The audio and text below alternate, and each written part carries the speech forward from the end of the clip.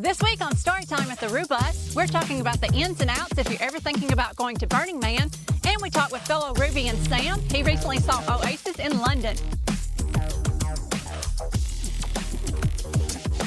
Welcome to Storytime at the Rue Bus, a weekly podcast about the Bonnaroo Music and Arts Festival. I'm your host, Charlotte. What's up, everybody? It's Daniel, and if you are one of our Patreons, it's very possible that you are watching our first beta episode of our video podcast that we're starting. And if you're not watching it, you can sign up to watch at patreon.com/Rubus. Yeah, thanks for the plug, Charlotte. We'll talk more about that in a little bit, but like we talked about last week, we're starting to try out some different equipment, so we might sound a little bit different this week. We're tweaking things as we go. I want to shout out Cam and Evan and everybody who suggested these Rode clip-on mics that we're trying out this week. It might take a little bit for me to learn some tricks in post-production and everything. So, like I said last week, bear with us. We're trying a lot of things out. We're going to be going through a lot of trial and error in the next month or so, but we do hope to launch the video podcast for everybody here in about a month, maybe towards the end of September, beginning of October. I have set a deadline of Halloween for myself because I want to do a good episode over there with like a GoPro and a pole and all that kind of stuff like we talked about last week. Right, absolutely. Just bear with us while we're in this transition mode. Yeah, so it'll take a month or so. So for this week, we got a couple of things for you guys. So here in a little bit, we're going to talk with our buddy Sam, one of our Patreons, by the way, who went over to the UK to see Oasis. We talked about that last week as well. So through the magic of editing, I'm actually talking to him either Sunday night or Monday night. We're recording this on Friday night. I will have talk with him, and I am really looking forward to that because that is the blockbuster tour of the summer. I understand it's a bit of a party. I keep seeing all these viral clips from people singing outside the stadium because you can hear it all over the place. Do you think it's possible Oasis would play festivals here next year? I find it unlikely. I find it unlikely as well, but I am super jealous of him. Yes, seriously. Yes. And guys, if you ever get the chance, it is so fun going to a show internationally. We've had the opportunity to do that once or twice, and it's a different vibe in a very cool way. Very different, but in a cool way. Yeah. Yes. You and I once saw Glass Animals in Sydney, Australia, and I will never forget that. Oh, absolutely not. I mean, it was very chill compared to, I think, shows here in the U.S. How did you feel about it? Well, I felt like it was very high energy.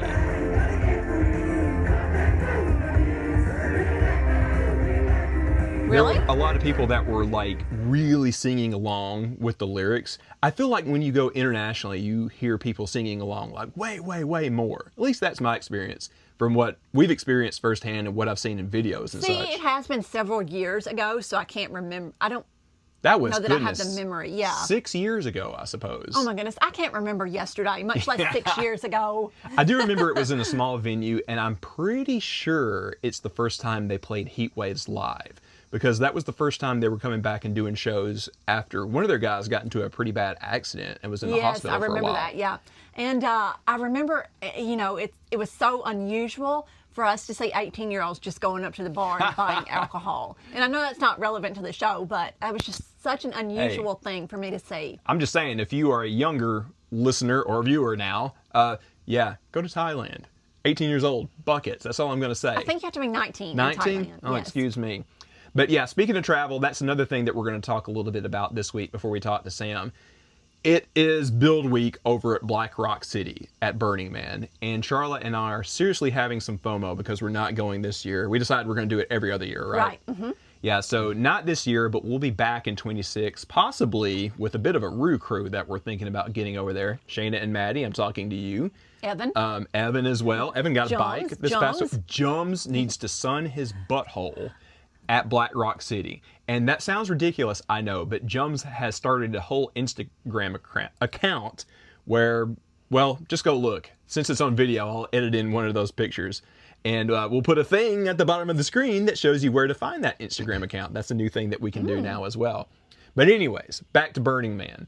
I wanted to talk a little bit about what it is, how people need to prepare, what they need to think about if they are a Bonnaroovian that is thinking about taking it to Black Rock City. It's probably a little late now, but of course you can come party with us in 2026 over there, right? Mm-hmm. So let's go through the whole thing. Why don't you tell everybody about our experience a little bit? We've been twice now. So our experience, we always wanted to go. Of course, it was always a quote bucket list thing for us. So we went back in, what was it, 23? 20 No, 22. Yes, 22, I guess, was Yeah. the first year that we went, and we decided to make it an every other year thing. The first year that we went, I did not know that it was for me. The second year that I went, absolutely fell in love with it. Yeah, and we did a couple of episodes from there if you want to go back in our archives and listen to it. I will tell you, and we're going to talk a bit about this in a second, the road trip was half the fun to me.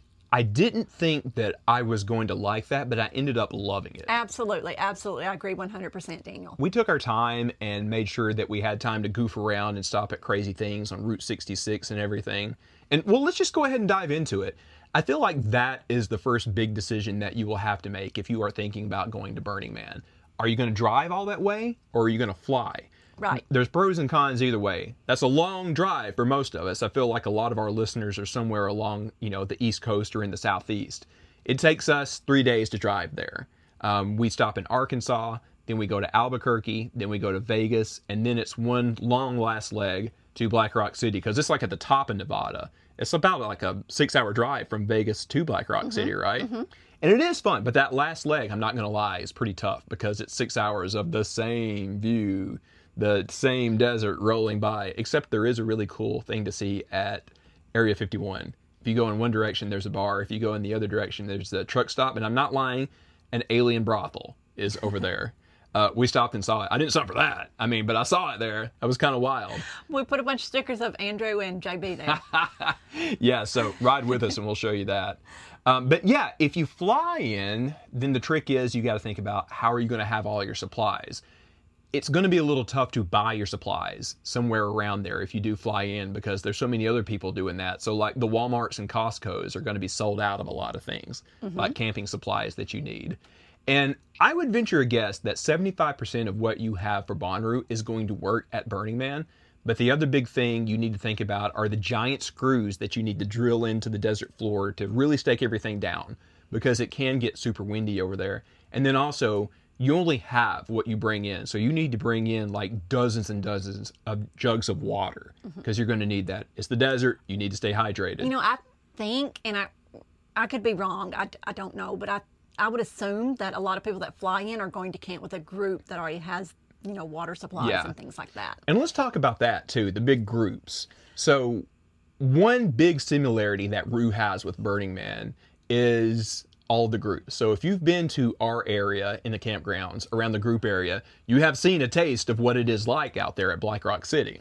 Right, exactly. So I would compare Burning Man to the group area at Bonnaroo. That is the best comparison that I would put it to, especially the Bonnaroo groups that are actively putting on events at Bonnaroo. So you've got Roo Bus, you've got Redaroo, you've got Supergroup. I would compare it most to those type of groups, that you see at Bonnaroo. That's what I would compare Burning Man to. Yeah. Burning Man is essentially a giant, there's monkey bars everywhere. If you've ever seen the monkey bar at Bonnaroo, it's just monkey bars everywhere. I want Dave and Richard there so bad. They would really enjoy it. They would thrive. Yeah. That's basically what it is. And there's always been a long time, rumor that you have to be part of a group to go to Burning Man, or you have to be invited to go to Burning Man. That's not true whatsoever. Or you have to know someone to get in, or it's better if you know someone. It helps to know somebody. That's not true at all. You can totally go on your own. You can totally just literally buy a ticket and go. And that's what we did. We thought about joining a group. We actually talked to a group. We actually interviewed with a group. It's a process. It is a process, and there's a reason behind that process.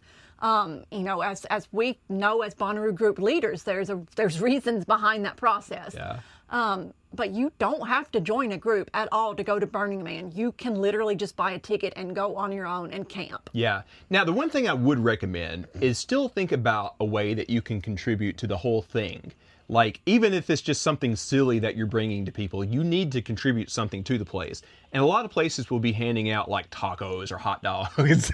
Speaking of that, yeah, the long story, ask us in person sometime. But even if you have something funny on your bike, even if you're handing out Polaroids, you're contributing. And it's kind of expected that you contribute something. And really, people appreciate creative things, you know? So if you're just like handing out little things, if you're just bringing somebody a smile, you're contributing. Right. So talking about contributions, so if you're wanting to go to Burning Man, the very, very, very first thing you need to do above anything else is read the 10 principles. Yes. Absolutely. And you can find that on their website, on their social media. It's literally all over the internet, Burning Man 10 principles.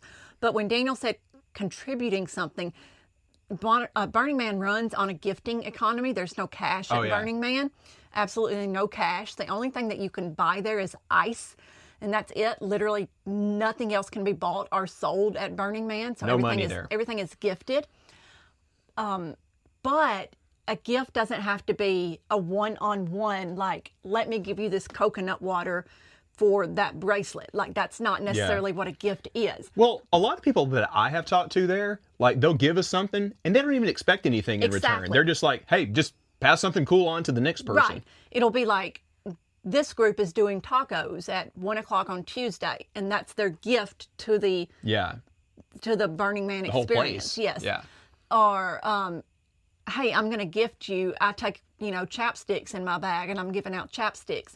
Or I might gift by helping you set up your tent. That's my gift. If I see somebody, having trouble with their tent, I'm going to help them set it up, and that's my gift because I know that I'm good at that.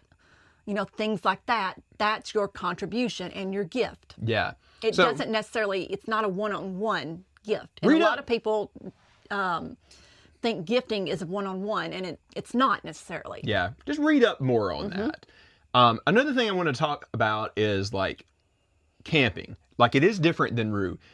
It is true that it can get very dusty there. We found that out the hard way. Apparently, it's going to be a very, very dusty one this year. We've been seeing some of the reports and videos from people that are there for Build Week, and the playa is like about knee deep of dust right now. I know. It would be very difficult to deal with. So one thing that you want to think about is dust proofing stuff. So if you've got like a big cooler, you want to keep things in there other than just drinks. Anything that you don't want dust on needs to go in there. Like if you're bringing sandwiches and stuff to eat, you can't just leave it sitting out like you could at Rue. You got to put it in there so it doesn't get that dust on you. Another thing you want to think about is having like a little foot bath to put your feet in, because people have said that you can get what they call playa foot, which hasn't happened to me, but I have heard stories from people that it is unpleasant. You don't want that to happen. You will run into a lot of people that are handing out food, but you still want a lot of your own non-perishable stuff. You just have to expect the stuff that you're going to get to come at surprise times when you're just going around on adventures, right? And bikes, that is a must-have. You have to bring in a bike. So you got to find a rack to put on the back of your car or on the top or whatever. You will need it. I won't bring in an expensive bike, and I don't think you should bring in an e-bike too, because like charging it will be a pain in the butt. You want one that's already kind of beaten up. You wouldn't mind if something happened to it at Burning Man. And also, you want to put some of those LED lights on it as well so people can see you well at night. Plus, it just looks cool. So if your bike breaks down, if the chain falls off, if a tire pops, whatever, there are multiple bike repair camps at Burning Man. So literally, like, there was one on the corner, like a block from where we were camped last year. They'll even give you a coffee while they fix it. Right. They'll give you a coffee or a cocktail or whatever while they fix up your bike. Yeah. Like, so that's not a problem. Obviously, you want to be self-reliant because self-reliancy is one of the principles of Burning Man. But don't fear if your bike breaks down because there's multiple places to get it fixed. Now, I would bring in some bike supplies. Exactly. So like a tube in case yours goes flat. I think you'll be fine with chains, but I would bring in, some of the basic things that you'll probably need. One thing that we always run into is making sure that you keep them oiled. So you want some of those, like, there's actually a bike version of WD-40 that's specifically for bike chains. And there's like a certain mixture that everybody recommends to put on any moving parts of your bike. I can't remember exactly what goes into it, but if you Google that, you'll find it. We'll be thinking a lot about this next year along with you if you're thinking about going, so we'll hook you up with the information.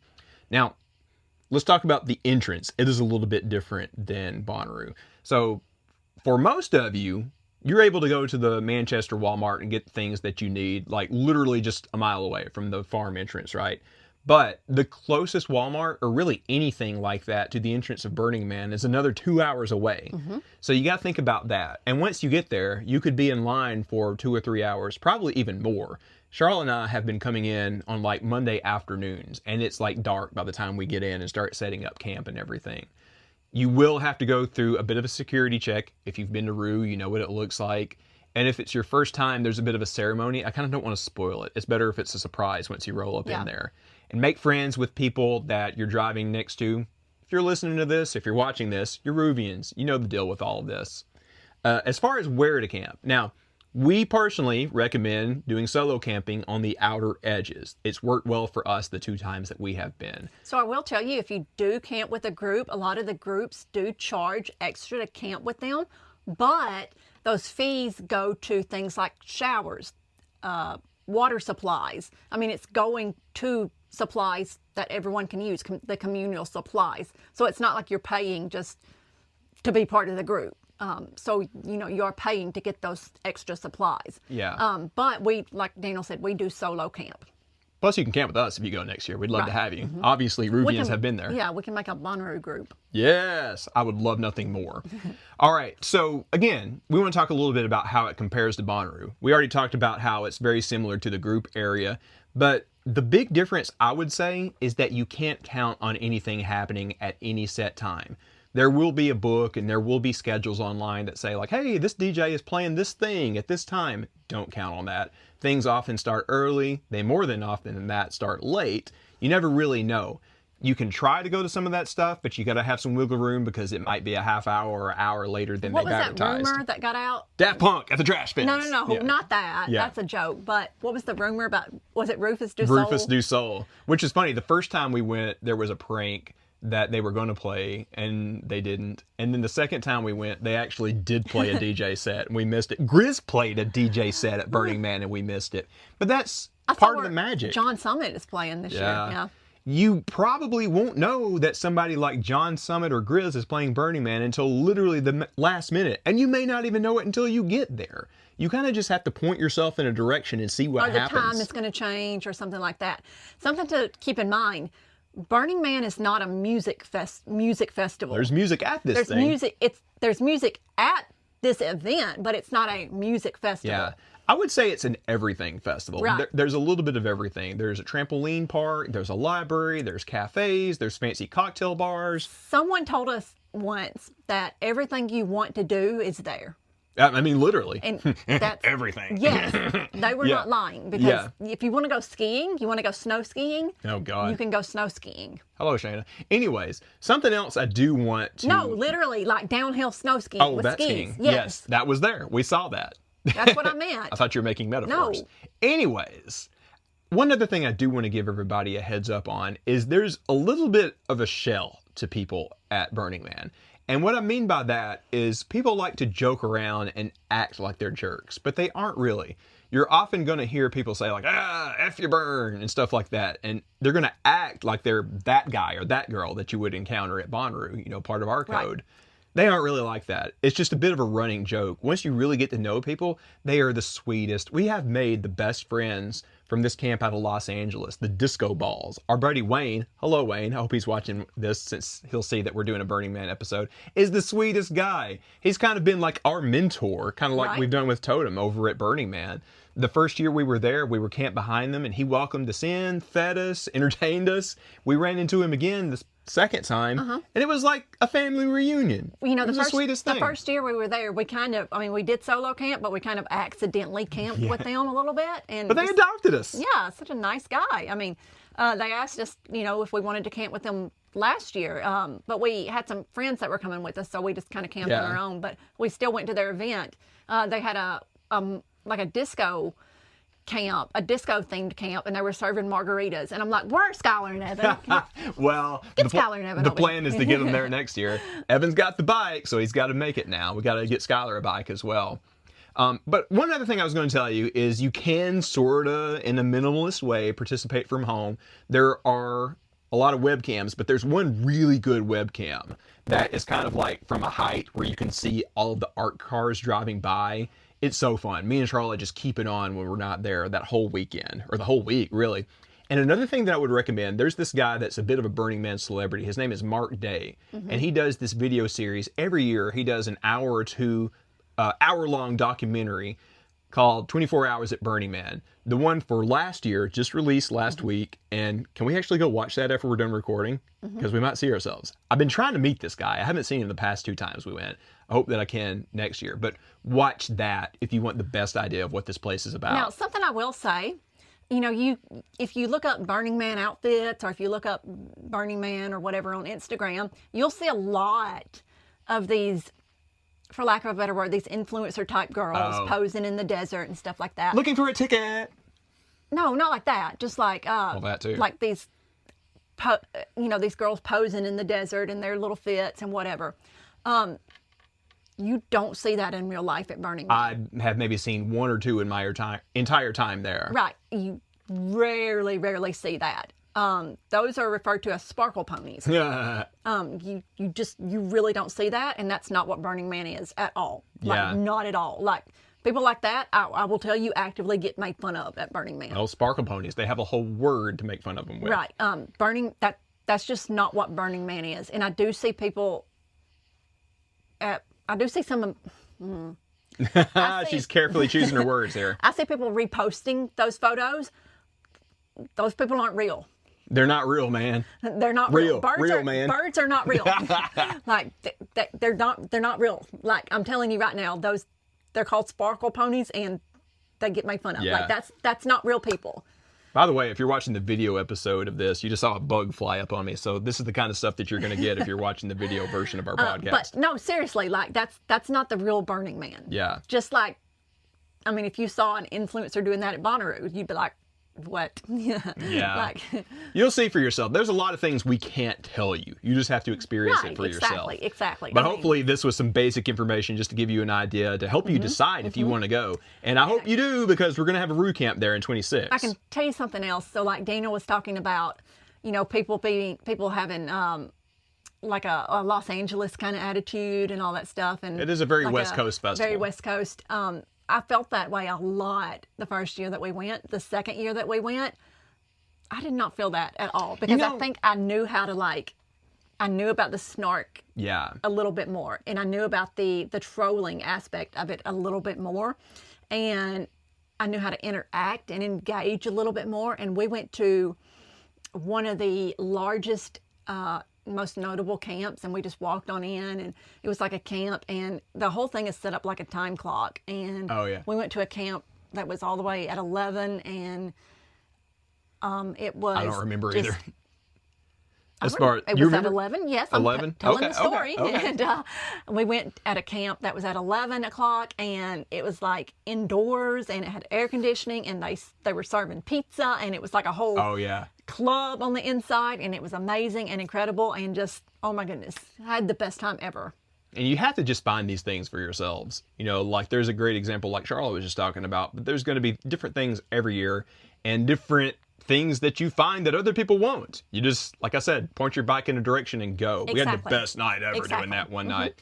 But anyways, yes, you have a place with us if you want to go next year in 26. And if you make it to the trash fence, there's free Wi-Fi. There was. That's not a joke. There really was. That was pretty wild. Anyways, that's it for Burning Man. We might talk a little bit more about it since next week is actually happening. Maybe we can get a report from a friend that's out there. I would love to hear how things are going. Now, we're about to get to this thing with Sam to hear about the Oasis show, but I'm going to try something. I'm going to try on video having like the names scrolling through. Charlotte, can you list off our Patreons for us? Sure. Claire, Flossie and Benji, John, Lexi, Danny, Lisa, Butter Crew Nick, Delaney, Molly, John with the Texas Roo Crew, Brady, I Am Rave Dad, Taylor, Courtney, Casey with the Texas Roo Crew, Christy, Charmel, Jums, David and Aurora, David and Aurora, String Bean, Sack and Jeremy, Amber, Andrea, JB, Sam, Austin, James, Hygiene Queen, Dan, Ernst, Harris, Keith, Casey, Andrew, Nick, Maddie, Bruce, Andrew, Kent and Emily, Randy, Madison, Bosco, Eric and Ben, Evan, Chloe and Sean. Thank you, everyone. That is at patreon.com/Rebus, and you can learn more about Totem at totemfnd.org. Every cent that you're contributing is going to Totem. We're going to bring on some new scholarship recipients next year, and as you probably heard already, we're going to bring last year's back since they didn't get to experience a full Aru. I heard through the grapevine that we've got one of last year's recipients coming down to Halloween. So we're getting them pretty well entwined in the festival community. Can't wait to spend Halloween with them here in a couple of months. All right, but for now, let's go to the future and talk with Sam about the Oasis show.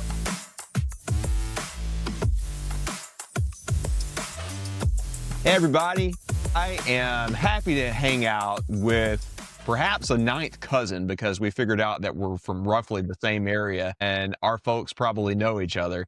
I am with Sam from Nashville. How's it going, dude? It's going lovely. It's going lovely. How are you? Man, we were just talking before we started recording. I can't complain. You know, the world is crazy right now, but we are partying nonetheless. You know, got to go to a baseball game today, been able to do some stuff with friends. I cannot complain at all. How about you? What you been up to? Just living life. We went to Flip Turn last night and we ran into a scholarship winner at Flip Turn in Louisville, Kentucky. Ariel. Small world, dude. Small world. Yeah. And so it was fantastic. It just shows you the power of music. It really brings people together. So it's beautiful. That's amazing. You know, again, we were talking about this before we started recording, but I feel like that is one of the best things that has come about from all of our group camps and totems and everything. You have so many people in so many different towns where you can run into somebody. For example, Shayna, good friend of the show, she's been on many times. She was in Detroit for 9 years. We hung out, and Maddie, after the Bonnaroo dilemma this year, we all hang out. About 50 of us. Yeah. We're in Nashville after that at Rosemary and Beauty Queen. That was a wild night. But yeah, she ran into Nick, the Devil of Bonnaroo, in Detroit the other night. You know, he's up there these days. Yeah. And shout out to him. His band did incredible. They kind of opened up things on Wednesday that afternoon before things started turning, you know, going south the next day or so. But yeah, that is one of the coolest things. Just us having kind of a small world, whether it be like me and you being from roughly the same hometown or so many people finding others in all these towns and everything. Like there's roughly 60 or 70,000 of us that get together on the farm, but like we're all connected. It's like a degree of Kevin Bacon sort of thing. It is. But I think it's cool to think about, like, you know, when we go into these stadiums, right, for these shows, and like, obviously we're about to talk about an epic show, but when you go into stadiums, everybody's on the same team. Yeah. From you, it's totally different than when you're going in for a football game or a basketball game or this, and like it's split. It's like, that's what's unique about music, is it brings everyone together and everyone there is there for the same reason. And it's just, it's beautiful. Well, that's a beautiful way of putting it, my man. All right, so let's dive into this. I think you're going to have a story that's going to make a lot of people a little jealous. So maybe. Let's start from the beginning. Let's start from the beginning. Okay, all right. Let's just tell people what we're talking about. We're talking about Oasis in London. So let's just let people let people know about that. But let me back up and say how this came to be, because this, I think everybody will have a similar experience. It doesn't have to be Oasis, right? It doesn't have to be this band or that band or that band. But everybody, I think, can relate to this kind of thing. When I was in 7th grade, made it to the science fair, right? I was a little nerd in the science fair. And my family was and you'll get this from Deep South Alabama, very conservative. Very conservative. So the only music I got to listen to was classical music, Disney soundtracks, and Alabama, Styx, and Journey. That was it. They just played the Orion here in Huntsville last night. I honestly kind of would have liked to have seen that, but we were in Atlanta visiting all the It would be cool nostalgia, right? Yeah. Like, it's not like something I'm going to listen to in the car, but it was kind of like, it would be kind of like the Chicks, right, at Bonnaroo 2 years ago. Yeah. Where it's like, I'm not sure I would listen to that, but I want to go see it for the nostalgia reason. It was right? great. I was in the pit. Yeah, and it was fantastic. Yeah. And same. I'm not a country person at all, but Luke Combs like that was a great set. Like, I mean, it was great. I It was was very fantastic. impressed. I still don't know how I feel about the whole situation of Country of Bonnaroo, but it was fantastic. Like we walked to other sets and we walked back to Luke We did the Combs. same thing. Lacey was with me that night. We saw the first 15 or 20 minutes of Luke Combs. It was Bella and Yeah. I. It was Yeah. Bella and I. And so maybe for reference for the community, like we both had, like, this was the first time I brought my kids to Bonnaroo. Yeah. This was the first time. And so first time you brought Lacey as well. And so we were trying to just it was more about their experience than ours at that point. So we were trying to Exactly, make yeah. everybody feel comfortable and just like show them the magic of what this is. So Bella, I think, is like just 2 or 3 years older than Lacey. Yes. They're kind yes. of like on the same wavelength, like as far as like mentally. Like Lacey, Compare. she's the oldest of 3, so she's pretty like mentally mature for her age. And she was in it. Like I could tell there was a lot of times where she was like not really overwhelmed. That's not really the right word, but she was just kind of like, whoa, kind of taking things in. Like she thought it was cool. She was never like afraid or anything or stressed out or anything. She was having a great time, but I could tell that she was just like, whoa, this is new. I got to sit back and think about this. How was it with your kids? So when we found out everything got canceled, I saw it on Reddit. I saw a Reddit post and I Yeah. was like, that's not real. And then all of a sudden I started to hear the reactions and I was like, oh, shit, that's real. Yeah. So Bella started tearing up and Oh. but the community, our community came around and just embraced and took care of her. And that was so beautiful. It was so beautiful to see. Yeah. And that was one thing. So now when we talk about it, she's like, when are tickets available? She's ready to go next year. Like she's ready. She's like, I'm like, we're going. Whenever tickets are available, we're buying tickets, right? That's her thought process with that. And so that's pretty cool thing. And I think that has a lot to say about what y'all have created as well. Well, no, it's a collective thing, man. But I'm glad to hear that she had a fantastic time with that. And is she already planning on coming back? Yes. Yeah. I mean, like literally when we were there, she was asking about when we can get tickets for next year. Like when that happened, Man. she was already ready to come back. But it was because the way the community embraced her, right? If that's anything, like that tells you a lot right there. That's so good to hear. So let's circle back around to the whole Oasis thing. I'm guessing you were Yeah. roughly, We had a point. We could go on well, no, tangents but all I night. think it's connect. You were probably roughly her age when you probably started discovering your own music. Yes. Yeah. Wow. I really got on a tangent. Yeah. So we were on a science fair trip and this girl tapped me on the shoulder behind me.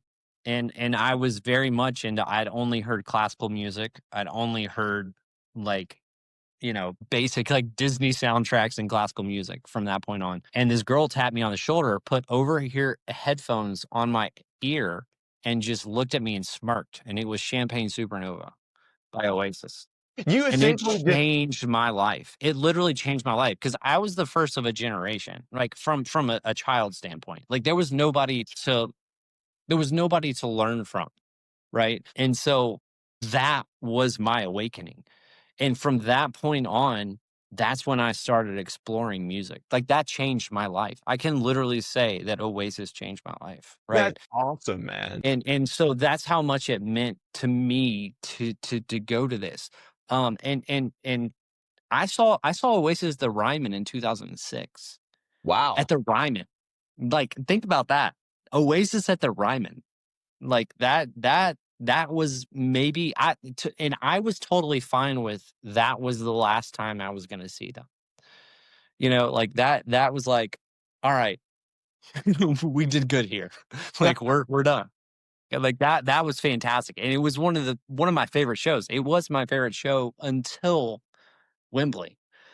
And I didn't think I was going to go. I stayed up and tried to get tickets for the show and it didn't happen. But a Grateful Dead miracle situation happened for me. Where one of my friends got 4 tickets to Wembley and then asked me to go to a show, asked me to go to Dave Matthews at the new Birmingham venue, at the Live Nation venue, where Yeah. beers are freaking $30, like F Live Nation. But $30 for a beer? Are you freaking kidding me? It's close to that at the Orion. Yeah, but it's just so dumb. But whatever. This is what it. But we're getting to a point.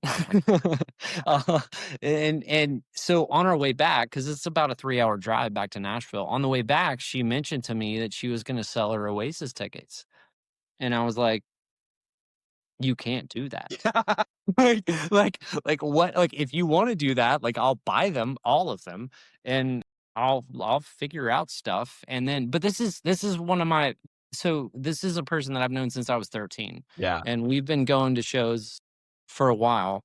She's a great human being, and I was just like, if you need somebody to go with, here we are. And the next week, she texted me and was like, "Were you serious about Oasis?" And I was like, "I'll buy plane tickets and my hotel room right now." So we did, and it happened, and it was magical.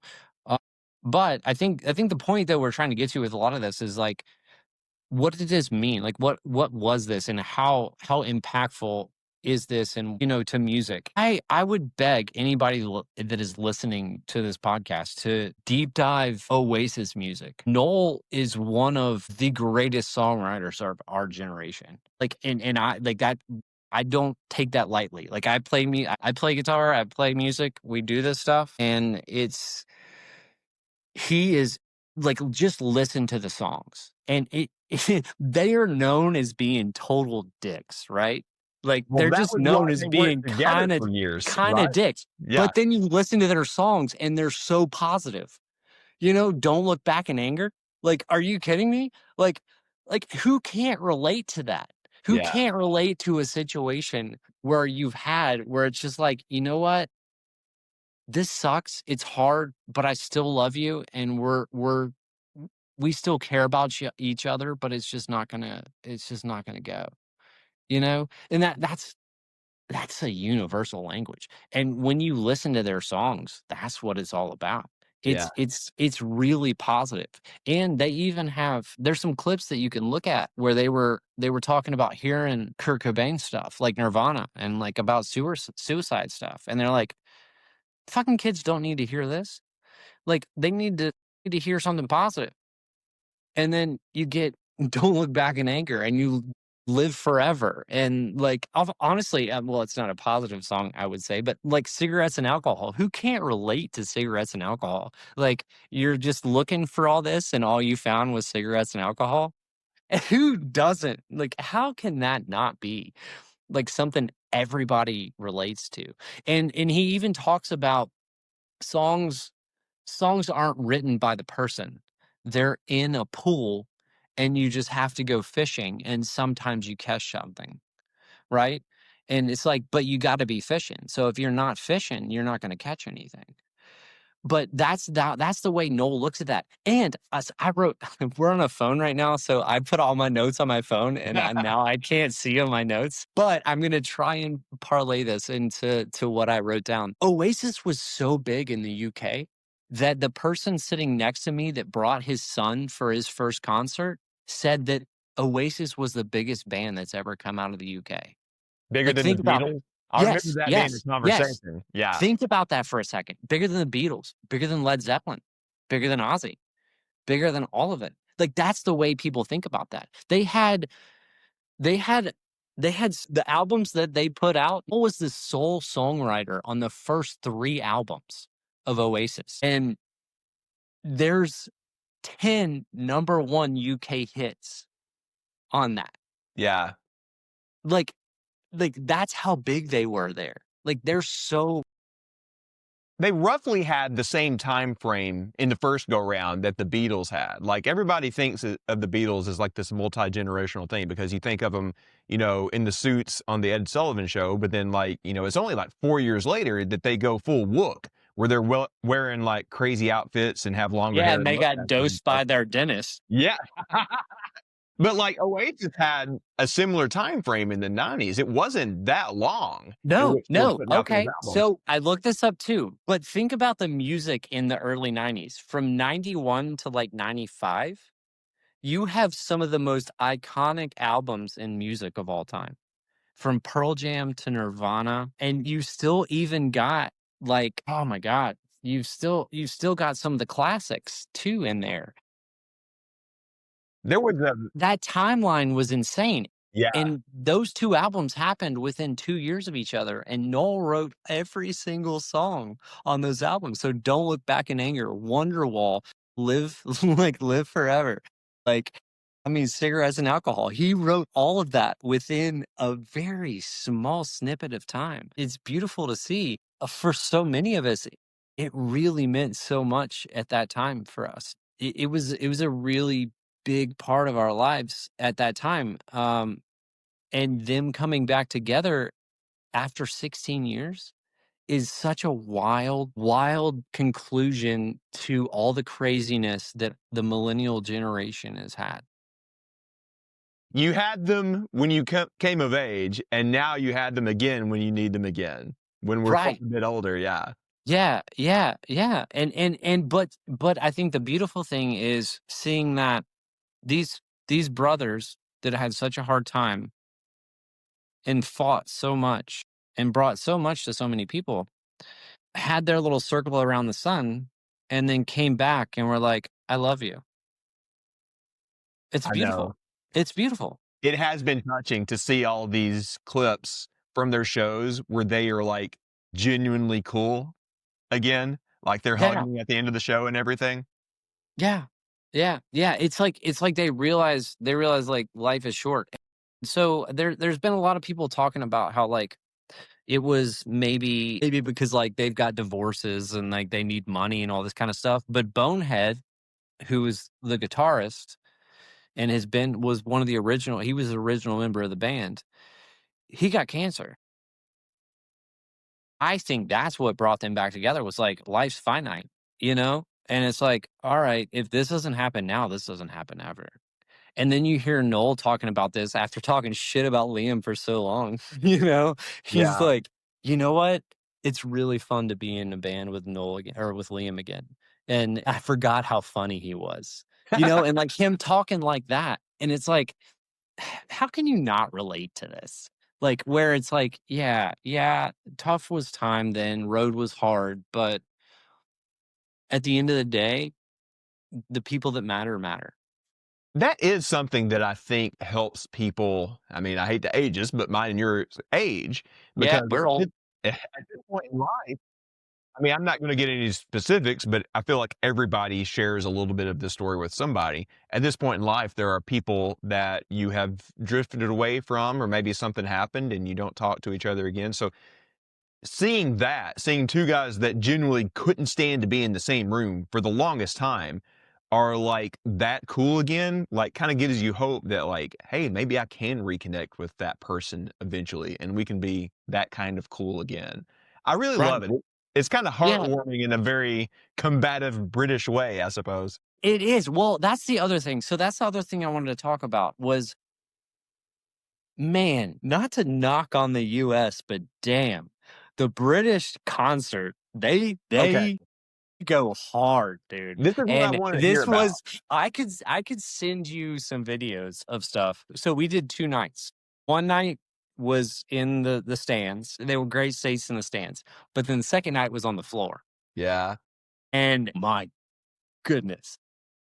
What's the I'm big trying I'm difference? trying to be civil with my communications on this because like it was unreal. I've never seen anything like it. And I talked to Papa Josh about this. He actually turned me on to a really cool app that you can track your concerts. It's called Concert Archives. And you can input them and like you can like have a whole thing about it. And I started to look back at a bunch of the concerts that I've done. I've never experienced anything like what that was. Well, I've maybe you never can describe it. seen 90,000 people singing every single word to every single song of the entire show at the top of their lungs. It happened both nights. It's absolutely unreal. Absolutely unreal. So the first night, like I was telling you, so next to me was a son and a dad, and it was the son's first concert ever. And I told him, you just probably shouldn't go to another concert because like this is you're ruined forever Everything now. else is going to be laying Yeah, down. everything else is downhill from here. But on the other side of me was a mom and a son, and the son bought the mom tickets, and she was at the 96 Nebworth show where it was 2 nights, 125,000 people each night, but 2 million people applied for tickets, and she was there. And so it was the son bringing her back. That's the kind of thing that this has done. And what Oasis has done is it's brought families back together. It's brought people back together.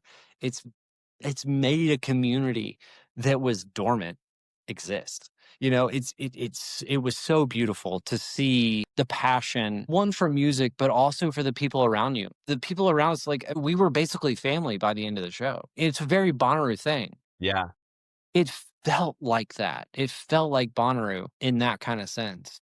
I love that you experienced that not only at a show, individually for that artist, but at an international show like that too. Something that I don't necessarily want to get too deep into politics or anything like that, but it kind of feels like Don't get me started. I know. It kind of feels like the social situation in the States is kind of deteriorating these days. It's hard to go into a public space and know if you can trust somebody. And I hate feeling that way because we're all supposed to be radiating positivity, but this is kind of the reality of the situation right now. But when you go in a space like that and everybody there loves the same band, it's like a scene out of that movie for Almost Famous, right? Like, my favorite movie of all time. well, you know what I'm talking about then. Yeah, like if you're there for the same show, you like you said, your family. And I mean, you're literally seeing a band that is family, so it kind of reinforces that. Well, as Lester Bangs said, music, you don't choose the music, it chooses you. Yeah. You know? We're all uncool here. Yeah, exactly. So tell me a little bit. But that's what it Okay. was. It was very communal. It was very beautiful. And everybody, like, I mean, everybody was hugging each other. We didn't know each other. But I mean, I told the guy, I was like, you're ever in Nashville, you got a place to stay. And it melted his heart. Yeah. Just saying that. It's that kind of community and that kind of just togetherness. And what was really cool is thinking like Wembley obviously is typically a soccer stadium, right? Or a football stadium, right? You're right. Yeah. And yeah. But when it's a football stadium, half the crowd is against the other half. Yeah. But when it's music, everybody's there together. And that's everything you need to know. You're making me want to go abroad for some festival or show now. All Dude, right, yeah. I know. We could talk about this for days and days and days. But before we get out of here, I want to hear a little bit about the set list and the whole like stage production itself. Okay. Yes. Okay.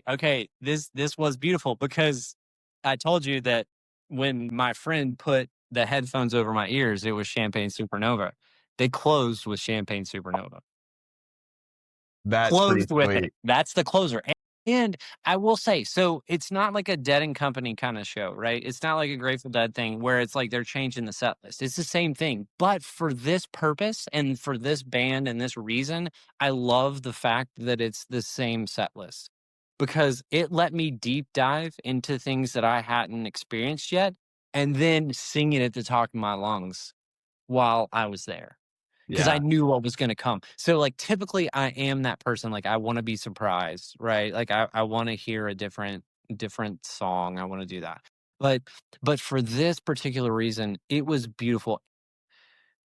I mean, just anybody that's listening, Google the set list. Like it's stupid. Like this is the what's what of Oasis. Like this is it's beautiful. And the way they put it together was beautiful because like the front of the set list was super high energy, right? And everybody's jumping up and down, throwing beers, and like I've never seen anything like this, man. I've really never seen anything like it. They were just like, it's just crazy. It was just wild. And then, but they understood that like you can't sustain that as me as a 40-year-old, you know, like yeah, I can't do that for 2 hours now. But they slowed it down, and then they brought it in, and then rung it back around, and It's an amazing set list. When I told one of my friends that's not terribly familiar with Oasis, what did they close with? I was like, well, it was like Live Forever's Champagne Supernova or Wonderwall, Don't Look Back in Anger, or Don't Look Back in Anger, Wonderwall, Champagne Supernova. And they were like, well, what else did they play? And I was like, you don't understand. like that's what they closed with. They closed with that, like the biggest, but the whole set was for fans of fans. It was beautiful. I would really beg anybody to just deep dive some Oasis and like listen to the songs and like listen to the writing, because it transcends generations. When you hear Noel talking about what Don't Look Back in Anger means to him, and he's like, this song is bigger than Oasis. Like when you see people that are younger in the crowd singing that at the top of their lungs, then when it was written, that means that got passed down. Yeah. And so it's that kind of thing. Like, I don't know. It's beautiful, and they're cool, and they seem like dicks on the front, but like when you really listen to the songs and you really understand them, you just know that they're just smartasses, like they're cool people, and Noel is one of the greatest songwriters that has graced that generation. And that's coming from a time that was 1994, I think. But then you had Pearl Jam 10, you had Nirvana, Nevermind at this in 91. Like, so that this was the early 90s rock, maybe one of the coolest music sectors that's underrated, like everybody looks at Led Zeppelin and like all this stuff, and rightfully so. But look at early 90s, look at 90 to 95. And look at the albums that came out right there, and take a little sit with that. You're gonna have a good time.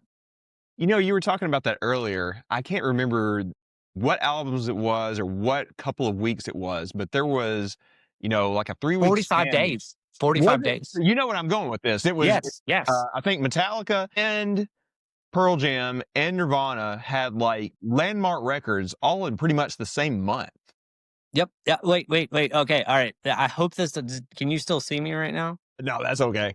No. Okay. All right. But the reason I'm doing this is because I'm pulling up my notes, because I put all this stuff together, and we're thinking on the same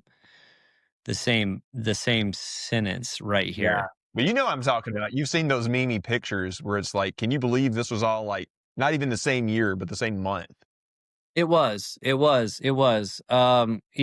Well, oh man, I forgot to copy this down. But the facts that I do have written down, and I told you that Noel's the only songwriter. He's the only songwriter credited on the first 3 Oasis albums. So Noel wrote every single one of those, like Don't Look Back in Anger, Wonderwall, all of that. That's all him.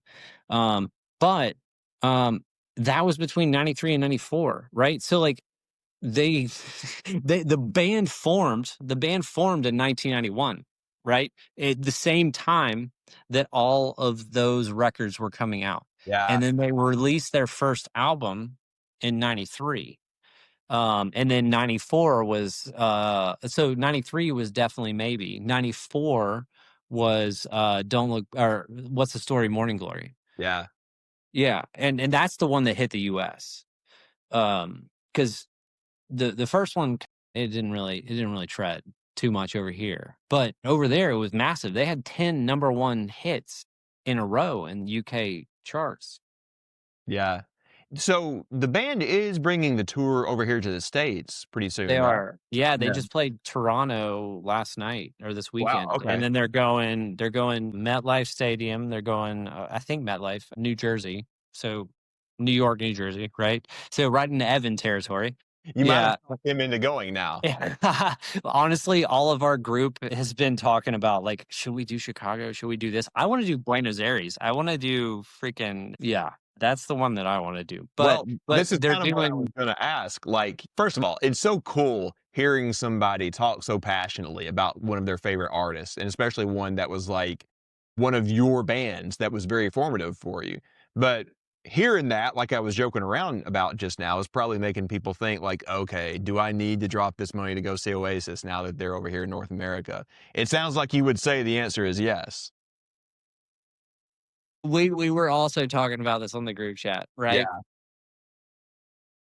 I don't know. I don't know. It's going to be interesting to see how America takes that, right? And like if it's going to be the same vibe. Yeah. Because as you and I know, there's a lot of people that are too cool for school here, but there was nobody too cool for school at Wembley. Like it didn't matter. Like you were all together and in it. So we'll see. But they do New Jersey first. They do MetLife Stadium, and then they do Chicago. Then they do the Rose Bowl, and then they go down to Mexico City and start hitting South America. So there's only so many dates. Would I say go to it? Yeah, absolutely. And I've been looking at Ticketmaster prices. Ticket prices have dropped. The scalpers have realized they scalp themselves out of it. It's still not the cheapest of things, but the ticket prices are dropping right now just because Ticketmaster doesn't know how to. Where are deal they with their sitting at stuff. right now? I'm curious. So lower, well, yeah, it's It's yeah, all comparative. yeah. Cheapest tickets are probably around 200 at this point. That's not as bad as I But thought it might be. that's like upper bowl, but like floor is around 6. But I will say, so we got our ticket. Well, I say my friend got their tickets day of at Wembley, and it was $250 a seat, even non-scalped, right? $250 a seat non-scalped. So it's not the cheapest concert to go to. And I got lucky where they were like, no, you talked me into going, so you're not paying for the ticket, kind of thing. Like I said, I got kind of a miracle ticket with this. So yeah, yeah. It's a tough one. It's a tough one to say like this, but it meant so much to me. Like they were the band that changed my life. They were the band that changed music for me forever. That's And so cool. Yeah. I'm so happy that you got to see like one of your favorite bands. That's something that everybody should get to experience. I feel like when anybody gets to see like their artist, they're probably going to also have a lot of poetic things to say about it like you have tonight. I really appreciate that, man. No, I appreciate letting me talk about it because it's nice to just like get it out. You know, it's hard to find people that understands what these things mean. See, You know, at this point, you've already gotten kind of like the "we get it, Dad" attitude around the house. yeah. Exactly. They're like, "Are you still like?" I mean, I'm a guitar player, so like I've been playing the song in my like let it. My daughter's like, "Are you really playing that song again?" And I'm like, "This is called practice." You know, this is called practice. I get that attitude. I want to from get it Oasis right sometimes. in case they just somehow invite me up on stage to play with them. You know. They're going to pull like a Green Day and bring fans on stage. Yeah. Actually, there was somebody Yeah, that held I up a know. sign and they're like, "We can't do this, or everybody's going to be asking about it the whole Yeah. time." Yeah. Well, dude, again, I'm so happy you got to go over there. I haven't been to London in over a decade. I would love to go back over there. I'm sure you had a great time. We'll have to talk One of about my that another time. First time there, one of my favorite cities ever. It's a fantastic city. Go to London. much history, if so much anybody listening, food. go to London. The one time I was there, this was like well over a decade ago, Charlotte and I stayed near King's Cross, you know, the Harry Potter train station. There's a college over there, so it's very much like a college corner of town over there. I have never seen so many plastered people in my life. When we went to the pubs on a Friday So- night. Yes, and it's like a vibe. Like you go hang out, like you get a beer and you go stand outside, Yeah. like the pub. Yeah, but also those beers are like they're like 4%. They're not like 8% like over here. If You know, anybody so like ever goes over there, my recommendation is this place that's about 4 blocks west of that train station, the Rocket. Obviously, I like the name, but it's a cool place. They had a great Sunday roast. Guinness goes great with everything over there. Go check that place out if you're in London. I loved it. Agreed. I will say we stayed in Soho, and we were a street over from where the "What's the Story" Morning Glory cover was shot on Burnwick Street. And there's some cool record stores and pubs and everything. Like I mean, I felt at home. I really felt at home, and I came back and I told my mom that, and she just pulled up genealogy and she was like, "You were home. You were home. That's where we're from." This is another way we're connected because I found out that the Hortons are originally from Sheffield in the UK. Like up No kidding. And then you're north from from there. like Sheffield, Alabama too? Well, It's I was born in close. Sheffield, It's close. Alabama, but originally, Yeah. like if you go way back, that side of the family is from around there, around Sheffield, UK. We should deep dive this. We Yeah. should deep dive this and see. Maybe we were lords at one point. Hey, Who knows? we're like 2000th in line for the throne, maybe? Maybe. Yeah. We Who need to dig knows? into this. Yeah, we need to dig into it. Heavy wears the crown, but I will accept this responsibility. Indeed. I don't So- take it light. Yeah. Well, Sam, thank you so much for hanging out with me tonight. Yeah, thank you for letting me to get get it all out because it's been bottled up, and thank you for letting me talk. No, thank you for going, dude. Like I said, I hope everybody gets that experience to see their favorite band like that, even if it's one that's reforming or going on a blockbuster tour like that. That's amazing. I'm so happy you got to do that. Thank you. Yeah. Well, thanks so much, man. And I will see you in Nashville in just a few weeks. In like 2 weeks. Yeah. All Love right. it. Look forward to it. See you then, man. All right. Peace, man.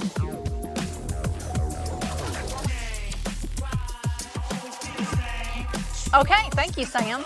That was really cool, being able to talk with him. That is such a sweet story, getting to hear from somebody about getting to see one of their favorite bands after they thought they were done for.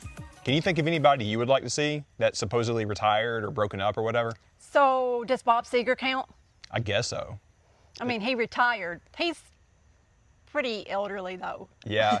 I'm going to vote the White Stripes. I don't think it'll ever happen. No. But that's the one I can think of off the top of my head that I would really love to see. But thank you again to Sam. That was fun having him on. And by the way, thank you to Sam for helping me try out the new software that we're using. So if you notice any kinks with that, let us know. We're working on all this stuff. In fact, one thing we're working on is those of you that are watching the video right now can see that we're in the backyard. In fact, you may have heard somebody hot rodding just up the highway about a mile or so away. If you're watching, you can see the bus behind us. We're in our backyard. We've had a party or two. Some of you have been here before. I'll show you a little view of it in the video. We're going to try to do these kind of things from different locations. We've bought equipment that will let us do things in different places. So we'll probably do some from around here in Huntsville, down in Halloween here in about a month and a half, all kind of places. Any place you want to do a remote episode at? Ooh, BKK? Yeah. Oh, we'll get back with you on that. We are totally going to do that. I didn't even think about that. You didn't think about that? I didn't think about that. I That'd thought be that was where you were perfect. going with that. I mean, it is now. That's where we're going with that. More on that later. As La Lisa says, MIA BKK. She's losing me on that one too. Yeah. I know. Lisa. I know. I'm just messing with you. Happy birthday, Lisa. All right. Anyways, so quick announcement before we get out of here. I'm wearing my totem shirt for a reason. We are going to be hosting an after party for Sasquatch. Yes, that Sasquatch that was supposed to have played Bonnaroo. He's playing here in Huntsville on September 18th, right over next to Straight to L. If you are in Huntsville, it's the big yard over there between Straight to L and Yellowhammer. We are? We are, didn't know. yes. You didn't know that? I was knew- talking about it on our No, Discord. I knew it was in talks, but I didn't know this was official It's a yet. thing. Okay. It's happening. Everybody was like, yes, you should do that. Why are you even asking that? So, yeah, shout out to Ella that does their events over there. We're going to be doing that right after Sasquatch is done. I understand we're going to be having some music. We'll be doing some fun totem stuff. We don't even know yet. We'll do something fun. We just want to host a hangout for everybody. We like doing these totem events in different areas. So I suppose this might be the one for Huntsville for a while. More coming soon in other towns. We've been conspiring with our board about that. So, Sasquatch, Thursday, September the 18th. Yeah. In Huntsville. In Huntsville. At Campus 805. Yeah. At Straight to L. Oh, by the way, I hope those of you coming into town for Tipper have a great time. I understand there's a lot of after parties happening for that. I may get a last minute ticket and go to that. We'll see. I've been carefully watching the ticket process. I'm playing the stock market on that. If I see it like around $40, I'm in. I don't know. Do you want to go? I don't know. You don't know. I've got to think about that. So maybe we'll be doing an episode from Tipper at the Orion. I don't know. But anyways, thank you to those of you that are our Patreons who are watching our first video episode. It'll go out on our Discord a couple of days after that. We're going to keep it exclusive to those areas for now because we're working on this. It's in beta. It's not officially going to launch for another month. We're going to keep it exclusive to Patreon because you got to join the Patreon if you want to see it. You do, yes. But guys, thank you very much for supporting us with the Patreon. Thank you for making this kind of stuff happen. We probably wouldn't be doing video if you don't support us. You're supporting Totem Yeah. with Patreon. I mean, we not talked us. about that in the segment. But yes, thank you guys. We decided to do this video stuff because you're supporting Totem so well. So represent. All right, but we'll see you next week. Maybe it'll be from the Tipper shows. Maybe it'll be something else. I don't know. We're working on it. But I do know in a couple of weeks we're going to do a Halloween preview episode after Maddie and Shayna get done with Dragon Con. I asked them about that today. But anyways, between now and whatever comes next, get out there and radiate positivity. We'll see you next time.